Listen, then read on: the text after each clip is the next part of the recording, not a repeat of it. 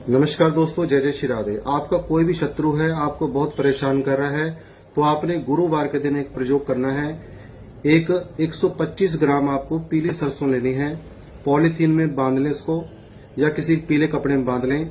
अपने सिर से 7 बार इसको घुमाएं और यदि हो सके तो यह मंत्र बोलें, ओम ह्लीं बगलामुखी सर्वदुष्टानां वाचा मुखम पदम स्तंभ जीवाम कील्य बुद्धि विनाश्य ह्लीं ओम स्वाहा। यदि मंत्र बोल सकते हैं आप, यदि नहीं बोल सकते तो केवल सिर से घुमा ले और बगलामुखी को नमस्कार करके कहें कि मेरे शत्रुओं का विनाश करें। अब उसको पोटली को ले जाकर के गुरुवार के दिन ही रात्रि के समय, संध्या के समय उसको किसी चौराहे पर जाकर के रखाएं और पीछे मुड़ के ना देखें, क्योंकि 10 दिशाएं यहाँ पर आपकी रक्षा करेंगी। मां बगलामुखी रक्षा करेगी।